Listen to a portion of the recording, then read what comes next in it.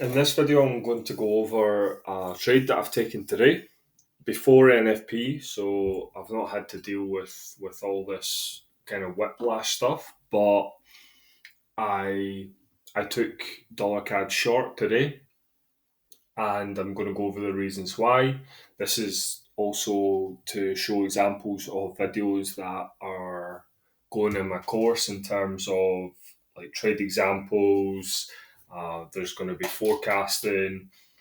There's going to be specific analysis as well. So yeah, I just thought I would do this, and it's going in the course, but also onto YouTube just as an example. So let's just start with the daily time frame. So the daily time frame, as you can see quite clearly, the previous day was bearish and strong bearish at that.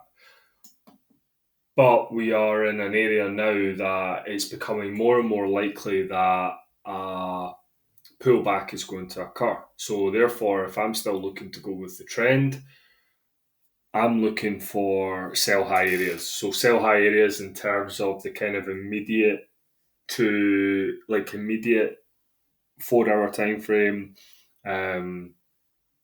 looking to try and get in around the high of the day, etc. And yeah, taking those kind of trades. So on the 4-hour, we've created some support. So as I say, I don't really put these lines in all the time for myself now because they have become such second nature, but it is an area that made sense.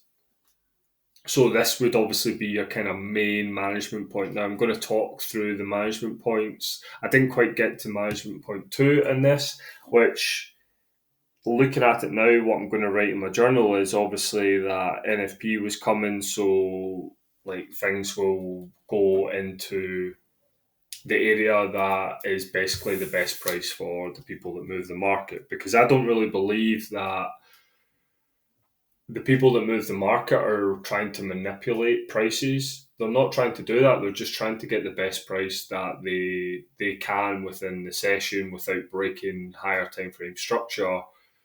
That then changes the dynamics of the pair. So that's going to be a whole other video in terms of going over manipulation and what I feel is actually the case with manipulation, because I don't think it's a thing. I don't think that traders go after your stop loss because the market is so large, it's not centralized. There's $5.3 trillion a day moving in it. They don't care for small accounts. Even a million to them is small because it's obviously trillions. It's not even billions, it's trillions. So anyway, go back to where I was. So basically the last candle at the time was this candle here, which was the third bullish candle with a wick to the upside, showing some sellers were around, which was also at the time the high of the day as well. So that was the 6, 7, 8, 9 till 10. So that was the last candle of this 4-hour. So now if I just go here, close that and widen this. So this area here is obviously an area that buyers have tried to step in and sellers have came in again. So it's basically supply and demand would say it's like a based drop type thing. So it just basically, to me, it's sideways action and nothing really happens, and we go and create a new push. So essentially, it's an area that can cause resistance, especially whenever price is in a strong trend. So we had the 9 to 10, then we had this candle 10 to 11 that was bullish, yes, but didn't close above the highs, took out the highs of the previous bearish, but didn't close above.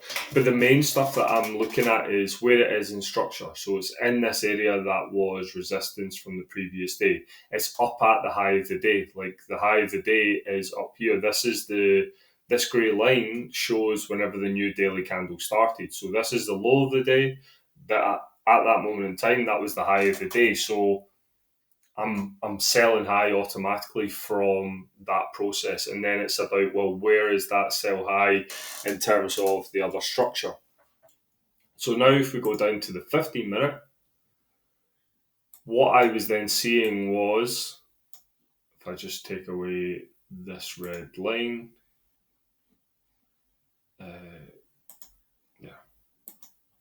and I'll do the bar replay. So after price makes a new high. So price made a new high, and it's a new high which was also subsequently high of the day. And obviously, you know what my feelings are whenever price makes a high of the day and it's not in a very strong trend, then the likelihood is it's going to cause some kind of pullback. So we had this area, which then meant that we had, just looking at the kind of area we had here as a potential support area, and we had here, which was a definite buy low area if people were wanting to take dollar CAD further. It would make sense for price to come back here, and if it held, then it can go higher. But obviously, it's counter trend to me. Like the main trend, the main momentum is bearish on both the daily and the 4 hour. So I'm not really looking for buys. I just want to know where the buyers could step in. On a time frame like the 15-minute is great because it shows you the kind of details of 1 hour candle closes of the recent 4 hour candle close. You get enough candles to then see the structure a bit clearer than the 1 hour all the time. So got this, and then that's immediately price then comes back below this area here that was resistance, then price has gone up and then closed back within. So then to me it's like, well, we've closed back within, it could be at a point that makes sense for shorts. Then obviously we've had a reaction here, and then the sellers came in to hit this area. So all these areas matter, but to me, I just felt that price had to drop this far down. It's taken in the orders that were in this area that caused this push up. So that candle, it's came in, taken the orders, taken the movement, because obviously the more that price hits an area, then the weaker it gets because the less orders there are to make price go in that direction. So this is the first time this has been hit since that push. So obviously that should be its strongest point. So the fact that it's created a bullish candle, yes, but not above this resistance, which then on the 5-minute you can see here, you can see that it was impulsive. Buyers came in, sellers came in again, created a new low. I felt that as long as this area held, then it would make sense for sales. So then we've got obviously the entry, which is after this candle here, came into the resistance, as I said. But the key thing for me was the stop placement. So if what I like to do before I get into a trade is I like to see, right, okay, well, what is my stop loss protected by? So we'll go and we'll go on to the daily first. Well, I need to make but this is what I would suggest that you do for your own trading. Now, everyone loves to show that they're getting great stop loss and risk to reward and 2-3 pips, etc. At the end of the day, you don't need that. The people that move the market don't trade like that, and that's because they don't really need stop losses because they move the market. But it's also because the natural rhythm of the market isn't exact.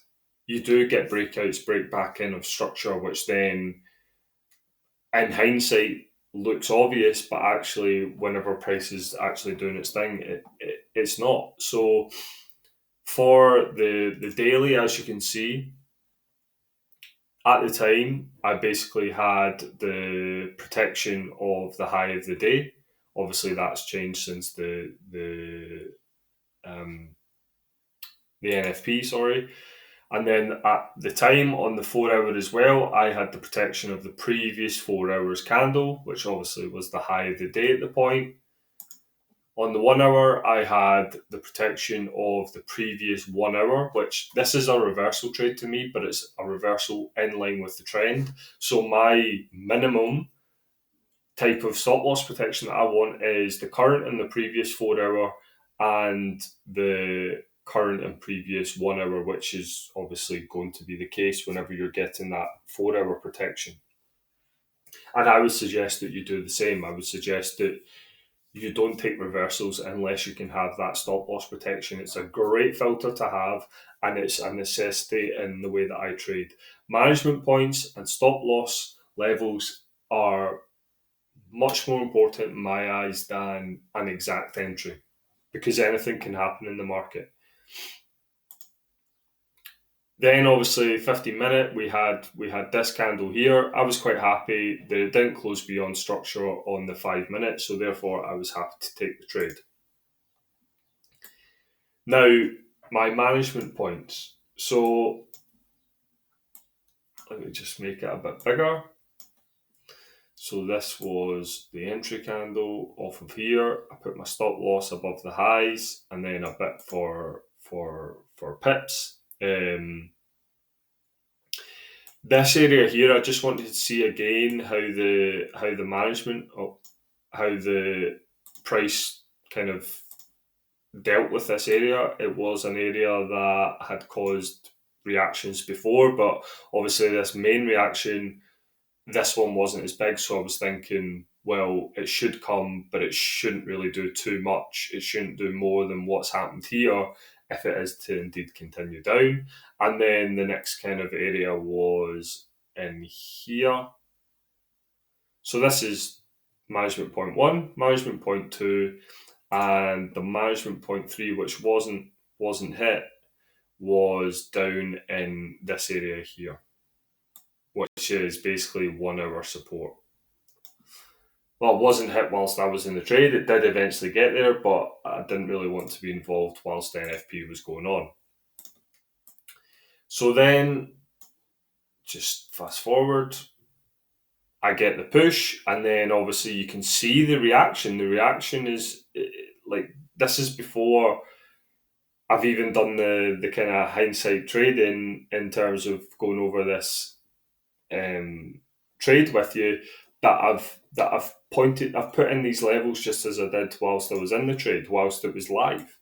So you've got these areas. That was the first area. This area, it caused a reaction, but again, because I'm getting the ideal kind of connection for me between the lower time frame and the higher time frame, I was happy to allow price to do its thing rather than focusing on the 1 minute, and you have to look at every single little move.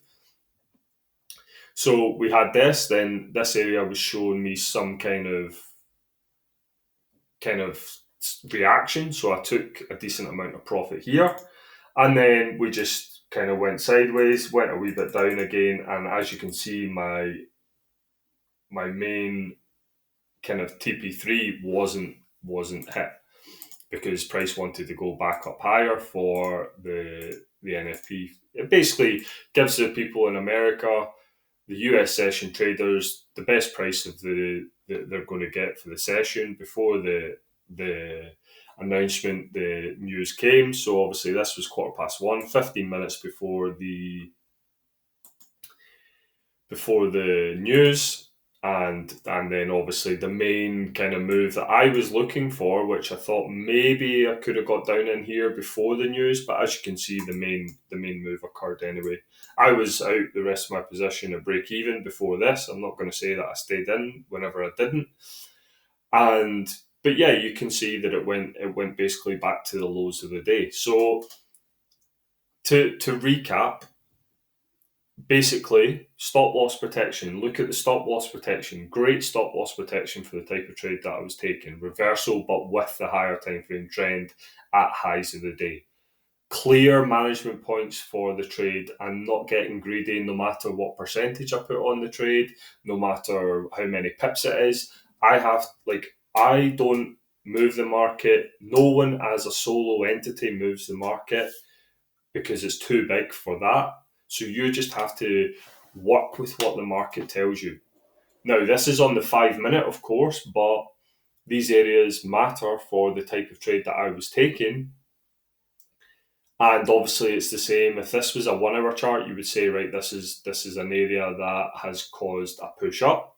After sellers tried to come in to hold the resistance, price then pushed up, retested, pushed up again, and then we came here again and basically gave the buyers enough time to really get going, and we had that last push up before the drop in the news. So I always suggest having 3 management points whenever you enter a trade. Your first, second, third, and depending on the type of trade that you take, it depends, but they're always to do with structure. They're always to do with clear areas of the market that you can utilize whenever it comes to the immediate price action. So I'm going to leave it here for this trade, and yeah, I hope that you've learned something, and like and subscribe to the YouTube channel if you've not already. Obviously, this video is going in the course as well for trade examples in the module. So for the people that are on the course, just there's going to be more videos like this, of course, and you'll surely learn something from this to then take into your own trading. And if you've got any questions, then just hit me up.